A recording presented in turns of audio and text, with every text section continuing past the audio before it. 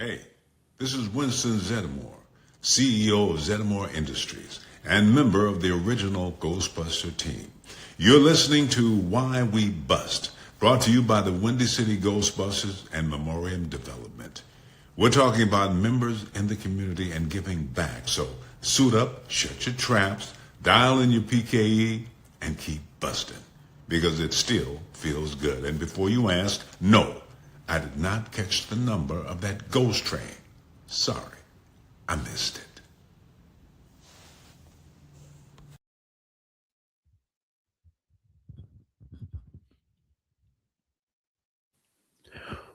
Well, hopefully next time he can catch that number on that ghost train. Welcome back, fellow busters. I am your host, Matt Goldenboat, and this is Why We Bust, a show where we dive into members across the entire world's adventures in ghost busting and talk a little bit about why they do what they do and how we can bring some charity into all of it. So tonight, wherever you're watching from, we have fellow buster Chaz Velez. Chaz, welcome to the show.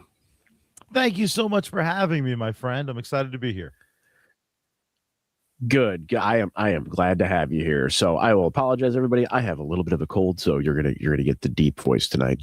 So Chaz, just tell us a little bit. Baritone. Winston opened the door to sexy baritone voices. We are going deep tonight. It's okay. So Chaz, tell us what team do you represent, and tell us a little bit about what charity you guys support. Absolutely. So my name again is Chaz Velez. I am the treasurer and the current leader of your Long Island Ghostbusters, a group that's been around since 2003, making the world a little bit better in the nerdiest way possible. We rotate the charities that we work with. One of the big ones that I'd like to spotlight tonight is the AVG Fund. What we do is we take sick kids that are fighting the good fight against some of these heinous diseases and things that could affect so many children out there, and we give them kind of a day off, and we take them to a big sporting event. We make sure we feed them a little bit too much junk food. We fill them with some hot dogs, some burgers. We give them and their medical teams a kind of day to just enjoy and just be a kid again. The AVG Fund has been doing it for a long time, and we're very grateful to play a very, very small part in their mission. That's amazing. Now, does that just operate locally by you guys, or is that something that's more widespread? So right now it focuses, all the events kind of happen in New York, Met game, Yankee games. We even go to some of the minor league baseball teams, minor league basketball teams, Knicks games, Rangers, Islanders. So we keep it to New York, but obviously we'll take money from anywhere. So a lot of times we do events where we will kind of auction off or give away a raffle off, rather, was the word I was struggling to find, a proton pack, a PKE, a ghost trap, a uniform, whatever the heck we have access to. And that'll be a worldwide sort of raffle so everyone can kind of get involved. Gotcha. So with that in mind, has the Ghostbusters Give Back initiative kind of pushed you guys a little bit more this year? So it's a little bit of a loaded question for us, because I said I was the treasurer, but the truth is I kind of always did it with my older brother, John Rivera. John and I have a very unique way of kind of approaching raffles and approaching fundraisers. It was kind of the big contribution that we brought to the Long Island Ghostbusters back in 2016 when we joined. What we wanted to do is we wanted to be more aggressive with our fundraisers, but as so many people who are listening, as you know, it can be difficult. Luckily, my brother and I found ourselves in a position of every year we donated X amount of money to charity anyway. So what we started doing was we started taking that same money to buy really cool Ghostbuster things and then sell them at our events and keep nothing. We never paid ourselves back. We never took a penny. I'm very proud to say I believe the Long Island Ghostbusters are the only 100% zero overhead charity Ghostbuster groups, to my knowledge. Hopefully there are more out there. But part of that was our ability to kind of, at the beginning of every year, kind of burn $2, 3, 4, $5,000 to get ourselves 6 proton packs, to get ourselves some uniforms, to get ourselves some kind of retro toys to be able to kind of sell or raffle away. Unfortunately, last year we did lose John, and with that, the truth is just our access to kind of some of the items was lessened. So I oddly enough, despite the fact I think we're still doing okay in the charts for such a small group right now, we currently we have about 6, 7 members active. We really only have 2 or 3 at a time. And we're still doing pretty good this year. I'm very happy to say. What it did help us do was it kind of helped us direct traffic.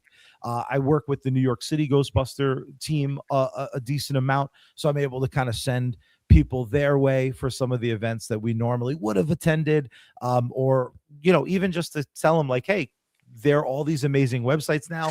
Find a group. Someone somewhere is doing something Ghostbusters related and for charity. So we're able to kind of still pass the message. But it's been one of our slower years since 2016. I think, ironically, the pandemic was a big year for us. The beginning of the pandemic, I know it was a horrible time for so many, but there were a lot of people with an extra couple bucks at home.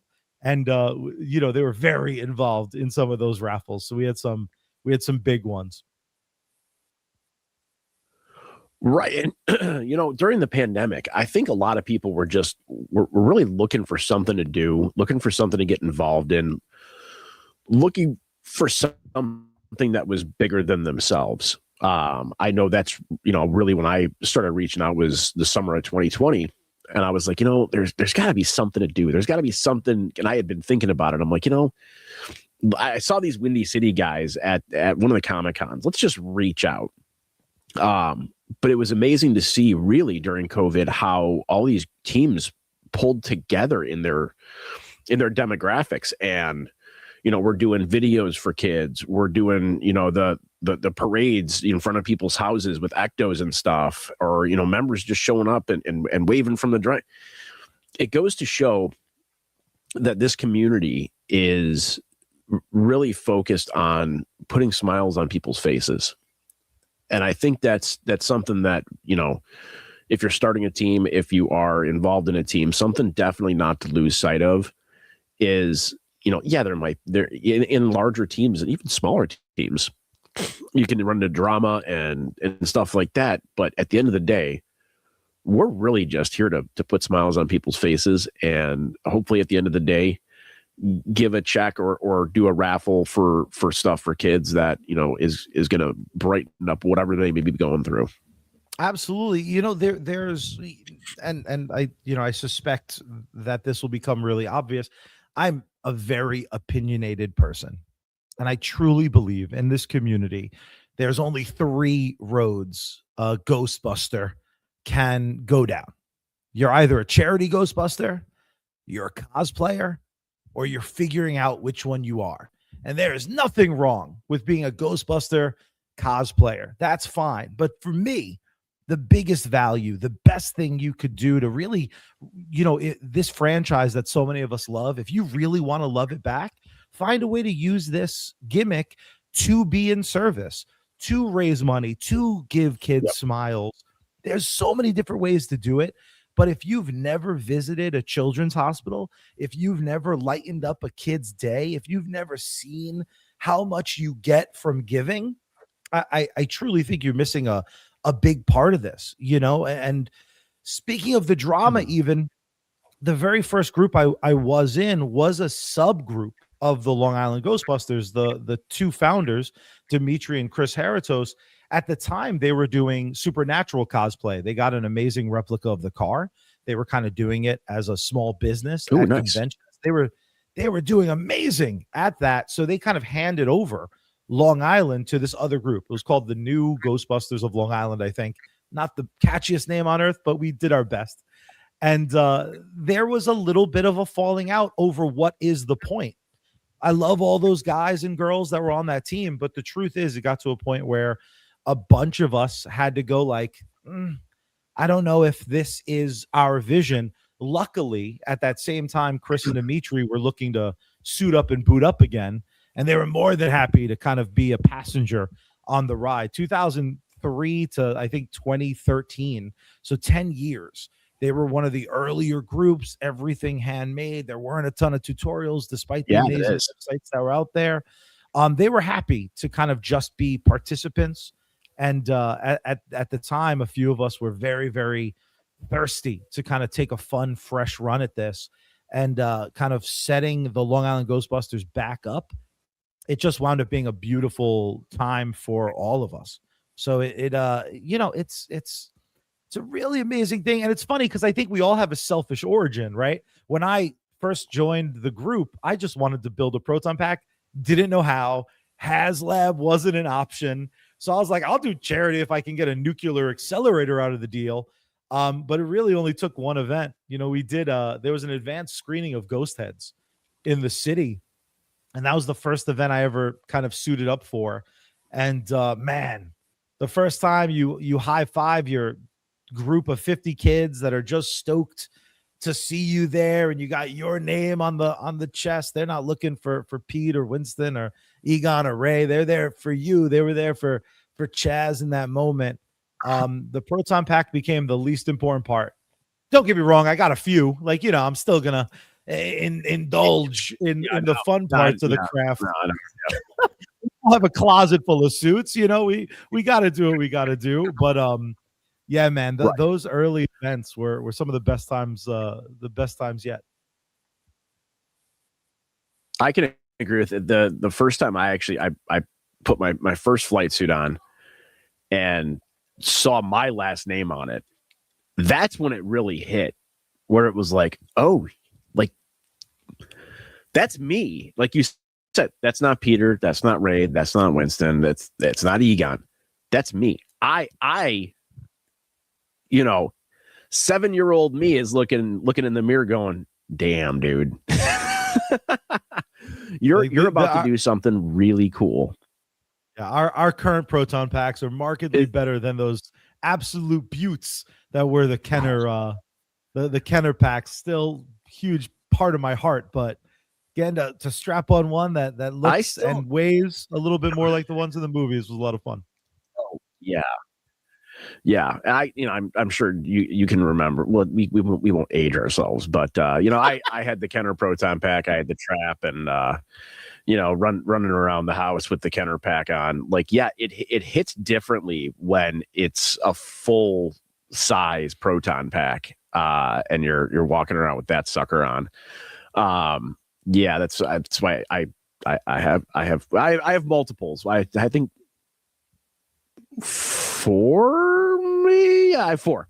That's conservative. And I've got a nice little set. Yeah, I know. Yeah, I know.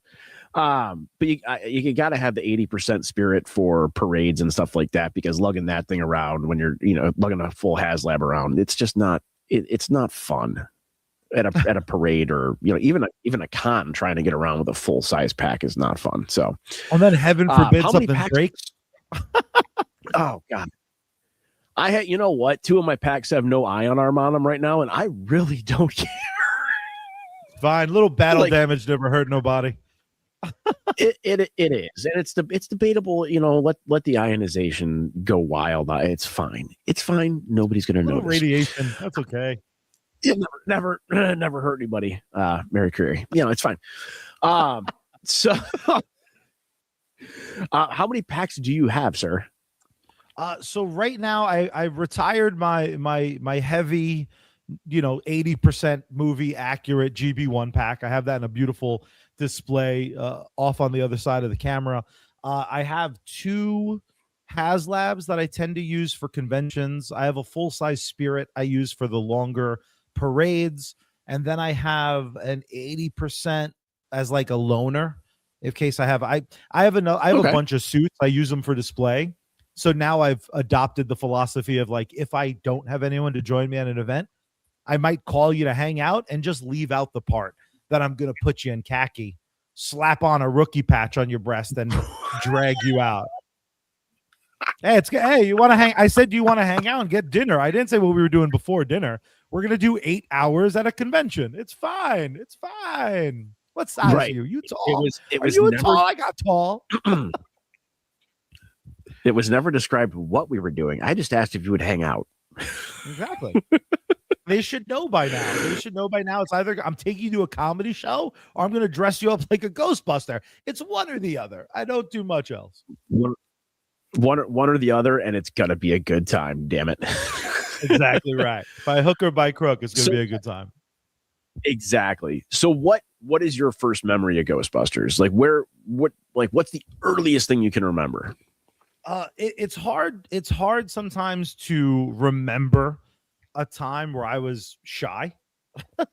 I think my girlfriend could probably attest to I tend to enjoy making an entrance, but I was a very, very shy kid, and out of nowhere, my father brought home a VHS rental copy of Ghostbusters when I was way too young to watch it. But luckily for me, I was then introduced to the cartoon. So I don't really have memories of the first time I viewed the movie, but the cartoon I remember vividly. And what I really took away from it was that Pete Venkman swagger. And I was instantly transformed into a little Latino knockoff Pete Venkman. I always had something to say. It was probably going to be snarky. And it really was something that I couldn't get enough. And we were a VHS family. So for those of you that are too young, imagine streaming if it was on a giant Lego cartridge. That's the best way I could describe it. And we used to record the episodes, so I would watch it live. I've never heard it put that way. That's great. I called it a reel-to-reel once. My life is occasionally very, very lucky. And my girlfriend is not aware of what a VHS is if I use it in casual conversation. So she helped me kind of invent the terminology, because I was like, it's like a record. She was like, try again. I was like, DVD? She's like, stop it. You're embarrassing yourself. So we landed on giant cartridge. That's not a true story, but she could probably hear me tell it. So I like making her giggle. But we would record episodes. So we would watch real Ghostbusters. We'd watch whatever, followed it. Then usually my father and I would watch the WB movie of the week on Saturday mornings. Then I would be left to my own devices. I'd rewatch the episode. Then I'd rewatch last week's. Then I'd rewatch the weeks before. So I was fully obsessed with the cartoon. And then there's a random birthday party on there somewhere. Exactly right. I erased the wedding. I erased my own birth. Those were not nearly as important as the kid getting his Ghostbuster fix. And since we had, my father was always my father was a printer back in the day when that was a viable business model. He wound up with a ton of blank VHSs. He wound up with a VHS player, and he wound up with a lot of, at the time, they were very expensive to buy VHSs, but he would print flyers for like a local store, and they'd be like, you can take 2 videos from this mom and pop video place. I wound up with a copy of Ghostbusters 1 and 2 very early in life. And by the time I was old enough to kind of appreciate those movies as much as I was obsessed with the cartoon, it rewired my personality. I am nothing but a knockoff Peter Venkman with a little bit of Raphael the Ninja Turtle. I got a little bit of John Leguizamo in me and that was basically the formula. Then I had wrestling, the Rock swagger. I've been just faking it off of those Titans. Ever since. That's I feel like it's often escaped on people how much pop culture influenced. Like I'm 44, right? So good job. How much pop culture actually influenced my life? Thank you. It's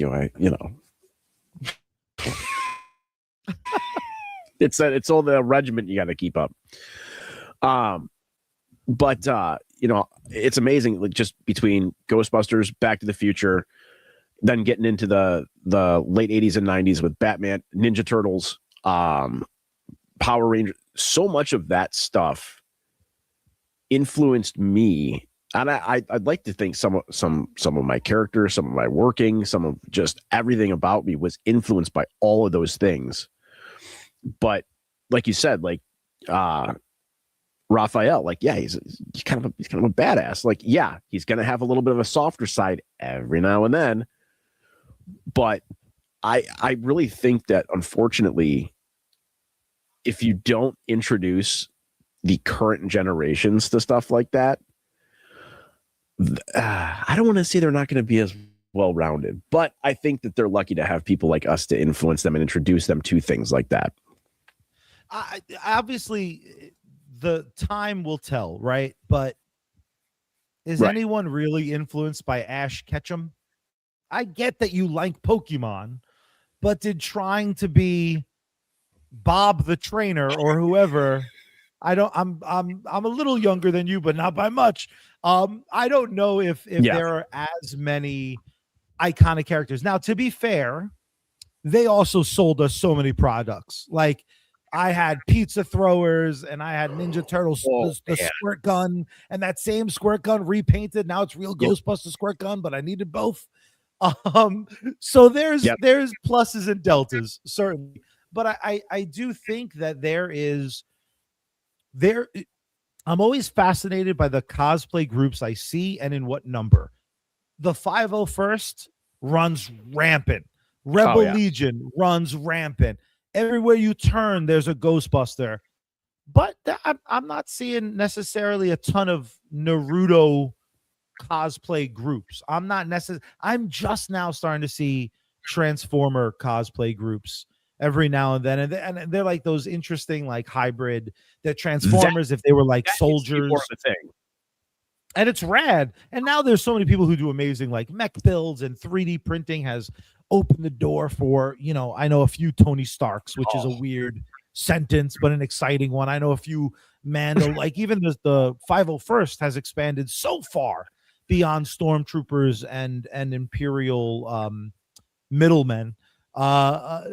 It's cool kind of seeing. I'm very curious to see if Ben 10 20 years from now is still going to have people building codexes or whatnot. And then maybe the one dude in that show with the car, he seemed cool. Maybe that's the guy I would have pretended to be growing up. But it is interesting, the cultural dynamic, because also Ghostbusters were kind of schlubs. Like, one of them was not really a doctor but claimed doctorate, and then one guy was just like answering an ad in a paper, and now he's the CEO and does a hell of an intro for this show. So it's curious to see. He does. It really is, and that's why I really think that it's awesome that we do what we do to get in front of kids, and one, to show them, like, hey, Ghostbusters aren't scary. Two, there can be so much more to just what you see in that movie. Go explore the Ghostbusters universe. Go read the comic books. Go check out the real Ghostbusters. There is so much substance to the Ghostbusters folklore that I encourage any kid to really look into it. So we'll move. So you said you had the VHSs. Which was your favorite, one or two? I feel like it's heresy to say it, but when you're young, Ghostbusters 2 is the superior experience. It's only when you become Ghostbusters ages like wine. Ghostbusters 2, maybe it ages like cheese, but I'm immature enough to still rank Ghostbusters 2 probably wildly higher. Now, I do feel the need as an adult, of course. Ghostbusters is a film. Ghostbusters, like Rocky before it, is the gold standard of the franchise. Ghostbusters 2 is Rocky 4, and Vigo is Ivan Drago, baby. And I want to see Drago get knocked on the buttocks more than I want to see Rocky 4. That's a personal preference. I respect if people don't respect it. They're probably right. But no, growing up, Ghostbusters 2, a 5-to-1 ratio, I would pop in Ghostbusters 2 five times for every one viewing of classy and classic Ghostbusters.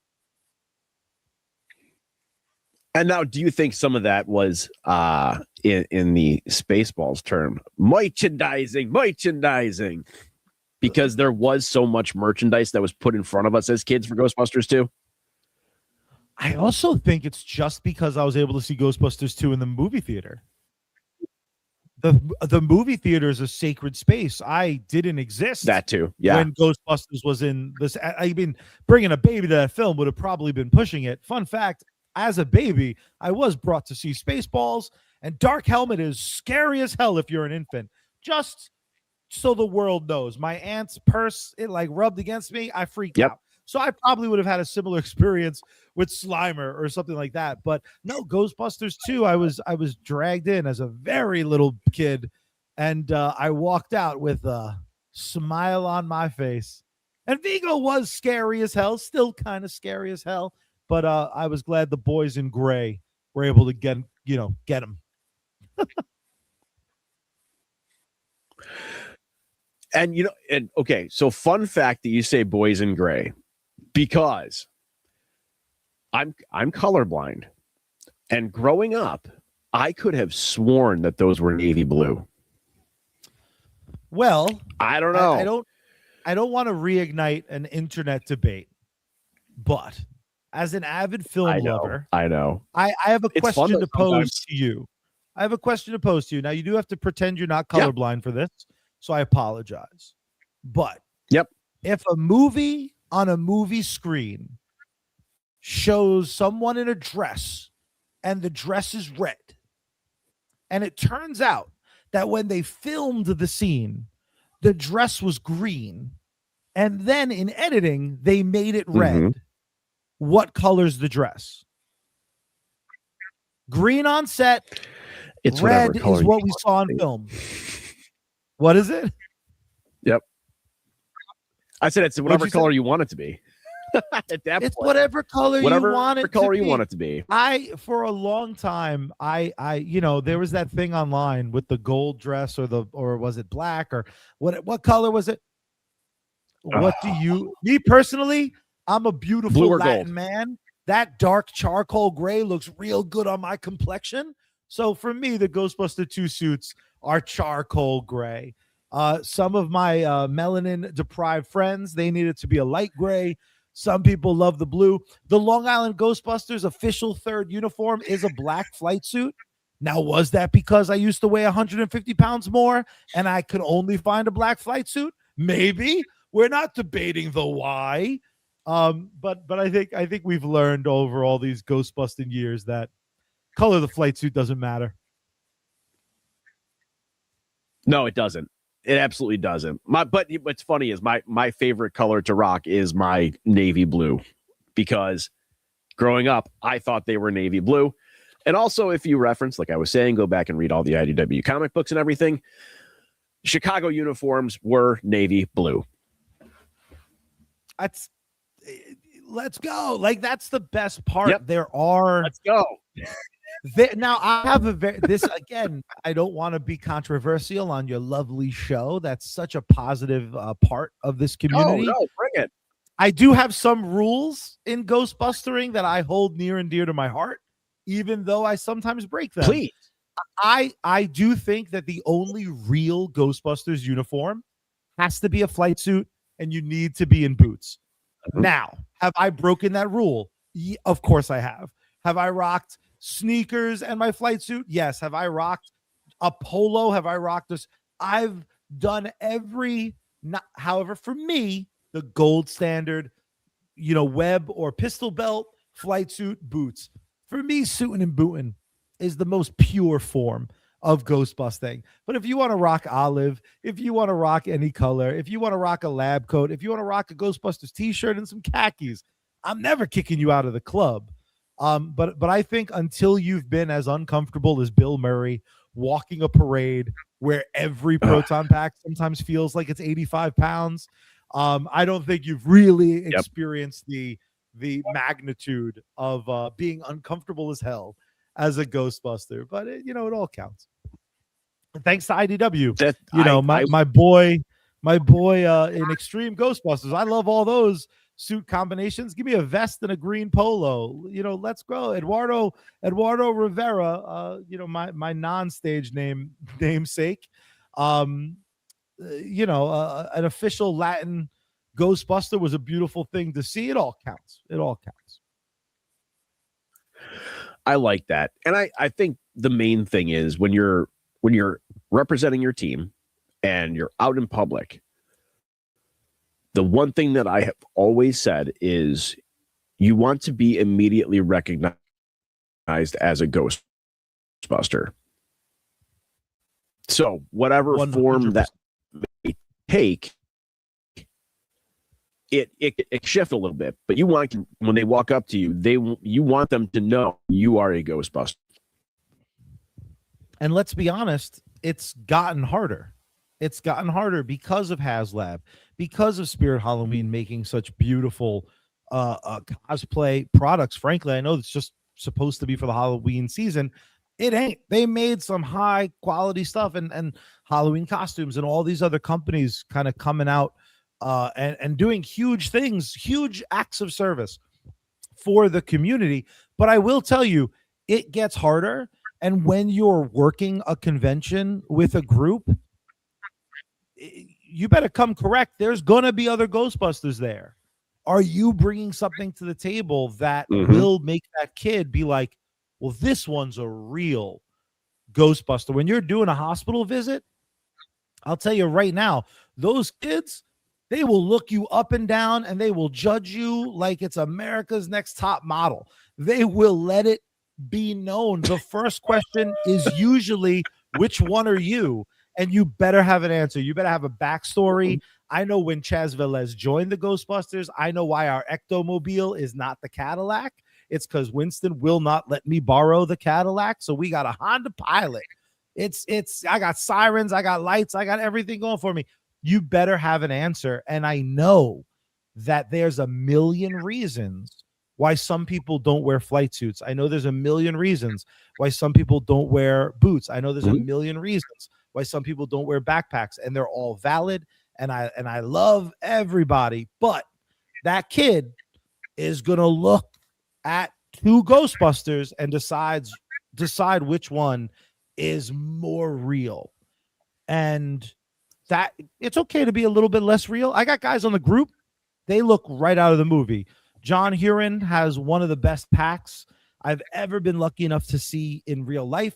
He's the right build for it. He has the right swagger for it. The boy looks like he's stepping out of the movie theater, movie screen, right off of the Sony studio lot. I got a taller hill to climb, so I'm boisterous as hell.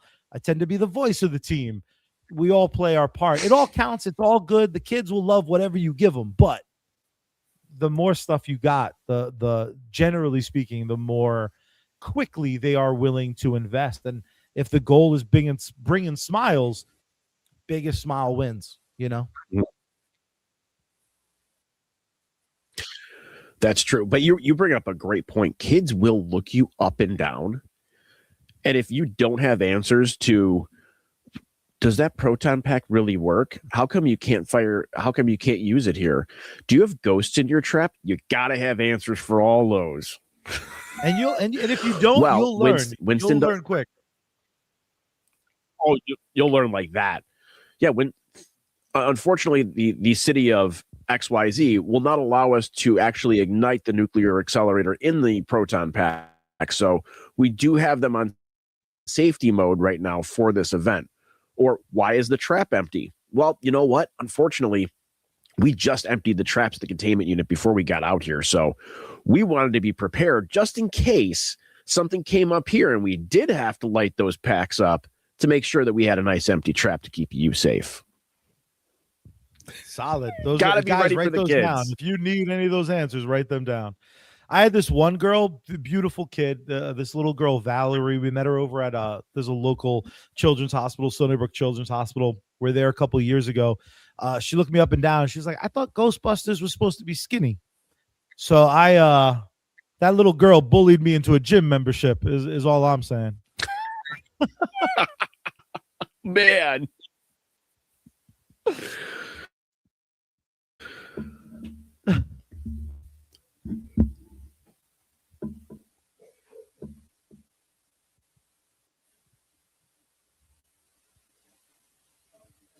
Oh. Yeah, that's a good one there, let me tell you. Kids. They're awesome. Are we freezing up here a little bit? We froze up can you for a hear me second. okay? I think we're still good. Okay. All right, good. You never know with internet connection how things are going to be. So what's Chaz's next plan here? What are you building anything else? Are you making another uniform, or are you happy? You content with where you're at? So the big thing Do you for need us more right gadgets? now, always more gadgets the better. Right now we're working on a portable containment unit to bring to events. That's our kind of next big project. We also have an idea we're very excited about. We want to set up, because obviously inspired by some of the amazing groups that have such amazing setups, we wanted to bring something a little bit unique. New York City has one of the best slime labs, I think, in all of Ghostbustering. So that was kind of already taken, and we do enough events with them. I didn't want to step on those toes. So I think we're going to try a suit up and boot up booth for our cosplay friends. So we're going to have some extra traps, some extra proton packs, some extra flight suits. And the idea is you donate a couple bucks, you get a sticker, and then you get a picture kind of suited and booted. So if you're dressed up like, Boba Fett, we'll throw a proton pack on Boba Fett all day. If you have a little Grogu, we'll have a tiny PKE meter for little Grogu. The idea is we want to start bringing to these cons something a little bit more interactive and unique to us. The other big thing we're doing is we're always just kind of zhuzhing up what we do have. Our table, we have a lot of little tiny items. You could pick up pins, patches, stickers, things like that. But even just making the table a little bit more annoying, adding some lights, adding some screens. We're always looking to bring something new to the table. One event I tried, I was very excited about it, and it was to you donate, $2, $3, $4, $5, and you get to search for an item that you would get to keep from a giant bucket of slime. Way too messy. Those kids, parents, it hated me. I thought I had a good wash station set up. I was so wrong. It was a valiant effort. The slime pull was a heck of an at bat. But my girlfriend's somewhat of a makeup artist, so we're also kind of experimenting with some evil Ghostbusters that might be joining us for some of our Halloween events, and we do a couple spooky walks and things like that. So we thought it'd be fun to add some ghouls, goblins, and evil busters to the mix. So we're working on that in the background. Always got something going on. Always got something. I'm sure we want another slime blower at some point. We got one. One doesn't seem like enough. Let's get another one. And we're always changing the car up. That's the way to be. Now, if I may make a suggestion, and I don't know if I have actually seen it yet, but the Citizen Ghost, or is it Citizen Ghost? Yeah, the One Real Ghostbusters episode. I have the freaking San Diego Comic-Con thing where they you know what I'm talking about. That would be a cool cosplay. There's one. If she's a makeup artist, she could probably pull that off. Yeah, she definitely could. I sent that to her as like one of the inspirations for her to explore for the team. But there's definitely one cosplayer. He does an amazing job. So we're gonna do something that's inspired by, but we're gonna leave that lane for them because they do a beautiful job. They do like a full green everything. We're gonna go for maybe like a Ghost Rider green, green and white. We'll think of something cool. This way it's similar but different. Now, if you could pick one mashup between Ghostbusters and something else, because I know there have been some that are already done. What's your favorite, or what would you like to do or to see? That's great. People have definitely done it before, so I'm going to give two answers. I'm going to give the answer I've seen before, but never in the exact ones. There it is. My buddy John Huron just hopped in the chat. He's currently the most active member of your Long Island Ghostbusters. We do a lot of wrestling shows. We show up. There's one specific company, Victory Pro Wrestling, doing amazing pro wrestling here on Long Island and abroad. Some of the best up and coming wrestlers in the world step into that beautiful squared circle. We're lucky enough to kind of be friends with the promoter. They let us set up a table. We bring our car. John and I are also obsessed with AEW Pro Wrestling. And in the world where there are so many Macho Men cosplayers and Bret the Hitman Hart cosplayers, we're going to throw up a 2-suite and we're putting together Young Buck flight suits. We're gonna make it we're gonna make Bustin' feel good, but include a super kick is our plan. So we're gonna have tassels on the sleeves. We're gonna have Bullet Club logos on the legs of our flight suits. We're gonna make a real scene. I like it. So yeah, it's gonna be fun. It's for us. It's always about kind of finding, the last few years, and I know it's a little bit of a love it or hate it movie.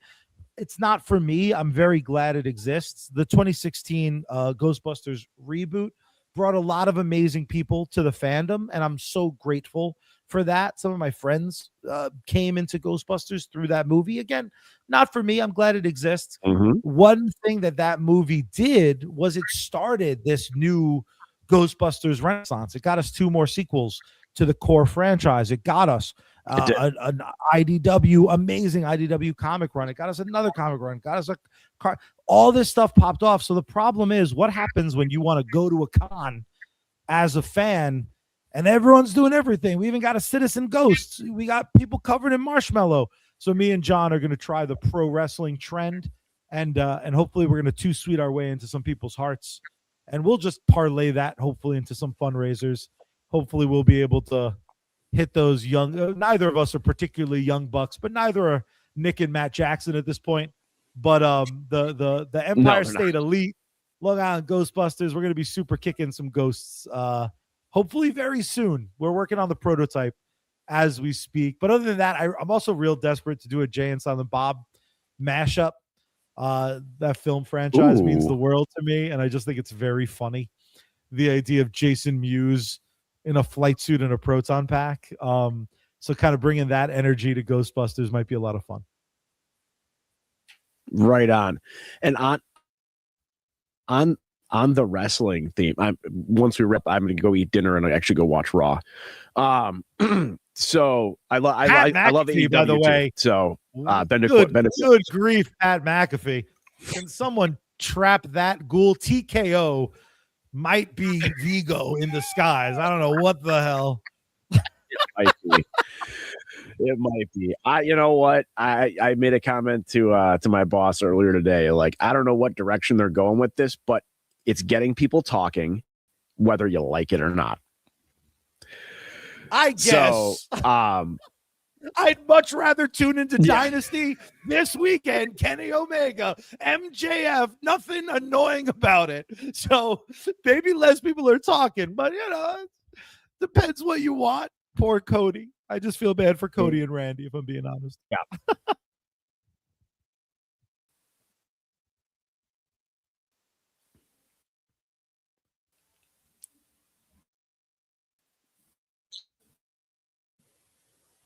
Oh, are we back? Sorry, my screen's getting all funky here. I think that's the containment unit overloading over on the other side of the basement. Well, I was going to say was I went in my full Chicago gear with my Chicago headband, awesome. Rocking the blue flight suit, and I actually met CM Punk last weekend. Very cool. I was expecting, because he's a Chicago guy, he's got the Chicago flag on everything. So I was hoping maybe he noticed the Windy City patch or no. they usher you in like cattle. So like he had no time to react, but still got the picture in all my Chicago gear with the Chicago, the best in the world, the best in the Chicago city. So yeah. Now, listen, I do feel the need to shill just because it is a huge part of me. We do have Bullet Club inspired stickers and patches. If you see the Long Island Ghostbusters, we got a lot of wrestling crossover. There's a patch that looks remarkably similar to Hulk Hogan, but it's not. We call him Bulk Zogan. But also one thing that we did get permission to make, and you'll appreciate this because they're now both WWE superstars.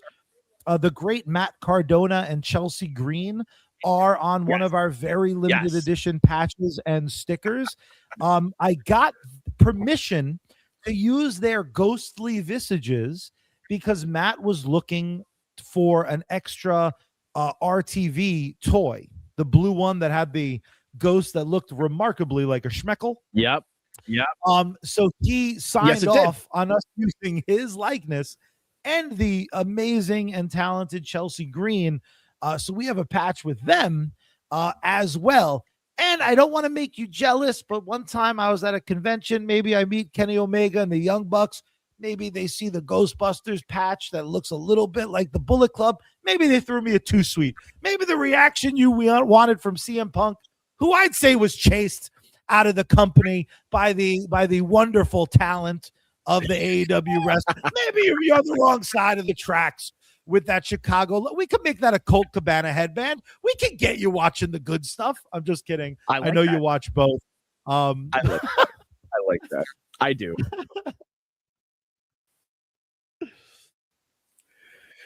So speaking of merch, do you guys sell that stuff online? Is it available online, or do you strictly sell it at your events? So we're primarily at events because we do keep the prices so low that when you kind of add in shipping, but every now and then we do some of our bigger raffles. We'll do them as giveaways. We'll let you select a sticker. But we also, to be fair, we have to get a little bit better at it. The last, year's been a little bit hectic for us. But we tend to post when we have a new pin or sticker. And if someone reaches out and if they're willing to pay that couple bucks for shipping, we're more than happy to ship worldwide. Again, we try to keep everything as fair priced as possible with still being able to give a nice something to our charity partners. But yeah, we have we definitely this year, before the year's out, we're definitely going to, at bare minimum, have an online like ready to print option through those like kind of t-shirt services and things like that. But you see something you want from any of our convention videos, please don't hesitate to ask. I will sell you anything up to and including the flight suit off of John Huron's back. And he's getting all big and bulky now. He might need a new one. He trains with some of those up and coming wrestlers. He's getting real swole. So I keep losing weight. You can have my fat suit. You can have John's skinny suit. We'll meet in the middle. Whatever someone needs. No donation will not be accepted happily. There you go. I like it. All right, man. Well, we're gonna wrap this up. Chaz, I really appreciate you coming on tonight. It has been an absolute pleasure to have you here. So where can people find you guys next? And where can you find you guys on social media?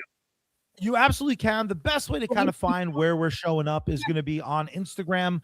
It's LI Ghostbusters. The LI stands for Long Island Ghostbusters. And of course, I would absolutely love if you gave me a follow. I just started a budding comedy career this last year. I'm over at Chaz Velez. I do have plenty of Ghostbuster jokes in my set. If you're in the tri-state area, I have a big audition coming up. So feel free to come and support. Like $20. You can see me follow my dreams. And I promise when I'm rich and famous, I'll probably forget about all of you, but I'll keep donating money to this beautiful thing that we all love. I'll keep contribute. I'm going to suit up, but I'm going to have a whole new team. I'm going to immediately push aside John Huron and the boys. It's going to be like me, Maxwell Jacob Freeman. I'm going to get Sly Stallone suited and booted. I'm going to have all my Holly Weird friends. It's going to be beautiful. Penelope Ford, we'll get her a wonderful flight suit. I'm going to build the most eccentric the 2.0 version of the Long Island Ghostbusters, the minute I'm success. So see me break my friends' hearts by following us, LI Ghostbusters on social media. Follow me, Chaz Velez, on social media. And yeah, the most important thing, honestly, if you want to get involved in our raffles, sharing the post is always the biggest thing. Our next raffle, we're going to go ahead. We're going to raffle off another HasLab Ecto. But if you guys hit us up on social media and demand it, maybe we do an Ecto, Ghost Trap, PKE meter, Proton Pack. Maybe we do a jumbo one. If I think enough franchises will share it, if I think enough people will participate, let's do a $5 get all the HasLab stuff raffle. Let's go. Like, we're always looking for an excuse to potentially spend thousands to make a single thousand. Like, we're gonna run it till the wheels fall off. It's kind of our secret motto, and we love it. So hit us up online, and whatever you want, we'll raffle. Again, John Huron getting swole. I'll get him to set up a calendar. We'll get sexy Ghostbuster count, ladies, fellas. If you want to see sexy John Huron grow abs in real life, let's go. I love it, Chaz. And then the last thing I got to ask you, and I'd be remiss if I didn't. Why do you bust? The simple fact is, I have my whole life been fortunate enough to be surrounded by amazing people. My parents always found a way to get me that extra Ghostbuster toy. My brother has been every step along the way able to be my biggest advocate, my biggest supporter. He designed a ton of the original sticker merch, pin merch. Our Too Sweet logo is a John Rivera design. I never in my life struggled to have my person. My brother was my one-man community. Not everyone is so lucky. We all love Ghostbusters. If you're listening to this, if you come across a clip of this, you love Ghostbusters. If you're lucky enough to love this, if you're fortunate enough to be able to represent this, take advantage of the fact that Sony lets us do it as long as we're doing it for good.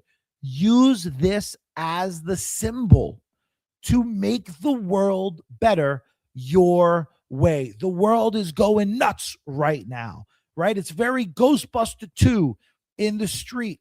Nobody wants to hold the door. Nobody wants to help out. No one. Be that. Be that change. Be that cornball stuff that we hear about and we read about and we see about, and you can't fully get behind because it feels too corny. One way to get through corny, put it up to 11. Turn it up to 11. Throw on a khaki flight suit, a gray flight suit, a black flight suit, a blue flight suit, a t-shirt. Get your buttocks out there. Make some people smile. Make some people laugh. Share your love of Ghostbusters. And for the love of God, do some good with it. We're better than cosplayers. No offense, cosplayers. We're better than that. We're Ghostbusters. And the way to do it, help kids, help adults, help people who need help in the nerdiest way possible. They know who to call. Answer the call. I love it, Chaz. Those are great answers. I love all of it. Well, hey, man, thank you for coming on our show tonight. Go find the Long Island Ghostbusters. Come visit your Windy City Ghostbusters at our next event, which I can't remember what it is, and I'm on the events committee, so that's probably bad. But you can find us on all social medias. You can find us on Spotify. You know, hey, that's life right now. It's fine. It's fine. So everybody out there, have a great rest of your night. Chaz, it has been an absolute pleasure, and we will see you guys on the next episode.